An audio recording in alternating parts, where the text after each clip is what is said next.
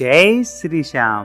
दोस्तों, जब भी प्रेम की बात आती है तो हमारे सामने सबसे पहले राधा और श्री कृष्ण की कथा याद आती है।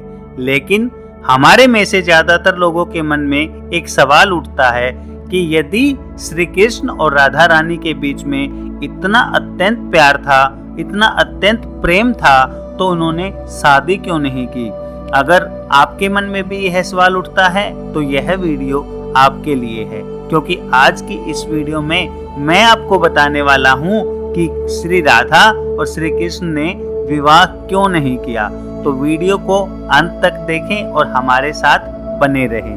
दोस्तों, यदि आप भी श्याम भगत हैं तो कमेंट बॉक्स में जय श्री श्याम लिखना ना भूलें। नमस्कार दोस्तों, द ज्ञान विला में आपका फिर से स्वागत है। हिंदू धर्म ग्रंथों में इस प्रसंग से संबंधित बहुत सी कथाएं मिलेंगी।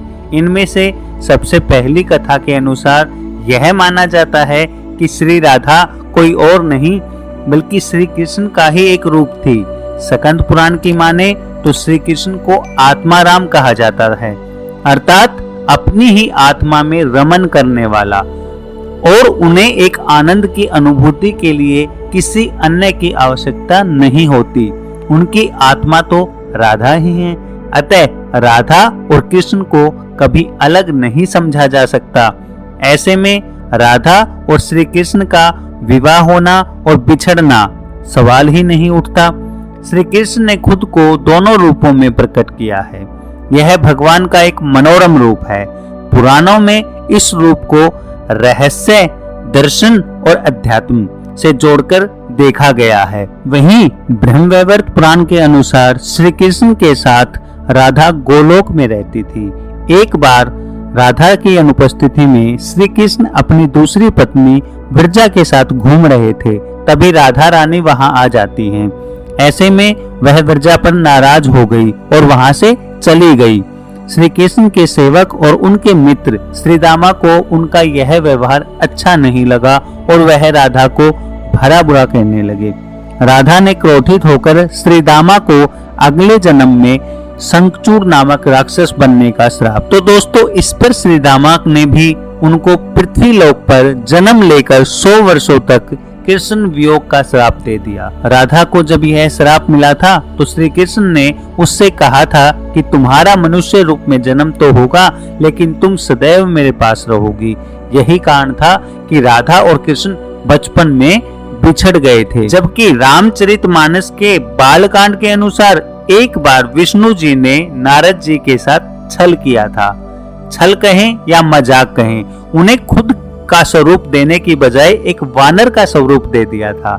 इस कारण से वे लक्ष्मी जी के स्वयंवर में हंसी का पात्र बन गए थे। उनके मन में जो लक्ष्मी जी से विवाह करने की अभिलाषा थी वह मन में ही रह गई। नारद जी को जब इस छल का पता चला तो वे बहुत क्रोधित होकर बैकुंठ पहुंचे और उन्होंने भगवान को बहुत बुरा भला कहा और पत्नी वियोग का श्राप दे दिया। नारद जी के श्राप की वजह से ही रामचंद्र जी को राम अवतार में सीता का वियोग सहना पड़ा और श्री कृष्ण जी को कृष्ण अवतार में देवी राधा का। इसके अलावा एक अन्य पौराणिक कथा के अनुसार राधा श्री कृष्ण से 5 वर्ष बड़ी थी।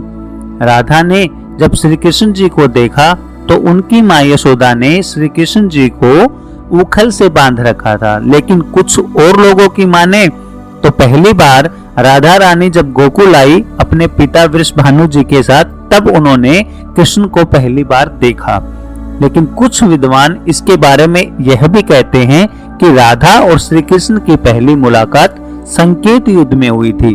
जो भी हो, लेकिन जब राधा ने श्री कृष्ण को देखा तो उनके प्रेम में पागल जैसी हो गई थी और यही हाल श्री कृष्ण का था। वह राधा को देखकर मोहित हो गए थे, दोनों में प्रेम हो गया था। ऐसा माना जाता है कि तभी से राधा श्री कृष्ण की मुरली सुनकर बावरी होकर नाचने लगी थी और उनसे मिलने के लिए कभी भी बाहर आ जाती थी। जब गांव में राधा और कृष्ण के प्रेम के चर्चे चलने लगे तो राधा के समाज के लोगों ने उनका घर से निकलना बंद कर दिया। इसके बाद एक दिन श्री कृष्ण ने अपनी माँ यशोदा से राधा से विवाह करने की बात कही। यशोदा माता ने कहा कि वह तुम्हारे लिए ठीक लड़की नहीं है। एक तो वह तुमसे 5 वर्ष बड़ी है और दूसरी उसकी मंगनी रयान के साथ हो चुकी है। रयान कंस की सेना में है, वह युद्ध लड़ने गया है, आते ही राधा से उसका विवाह हो जाएगा, इसलिए यह तुम्हारा विवाह इससे नहीं हो सकता। मैं तुम्हारे लिए कोई दूसरी लड़की ढूंढ देती हूँ। जब श्री कृष्ण जी जिद करने लगे तो उन्हें गर्ग मुनि के पास ले जाया गया। गर्ग मुनि ने श्री कृष्ण को सब कुछ बताया कि यशोदा और नंद का पुत्र नहीं है, उसके माता पिता को कंस ने कैद में रखा हुआ है। वहीं से श्री कृष्ण की दशा और दिशा दोनों बदल गई। कंस के बुलावे पर वह मथुरा चले गए और पीछे से राधा का विवाह अयान के साथ हो गया।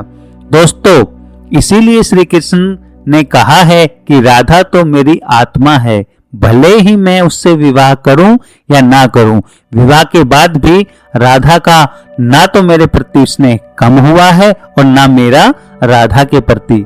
इसलिए दोस्तों, यदि आप भी किसी से प्रेम करते हैं और आपकी उससे शादी नहीं होती है तो निराश ना हो, बल्कि अपने प्रेम को मन में हमेशा के लिए याद रखें, जैसे राधा रानी और श्री कृष्ण ने किया था। दोस्तों, मैं उम्मीद करता हूँ कि आपको राधा और श्री कृष्ण की यह कथा पसंद आई होगी।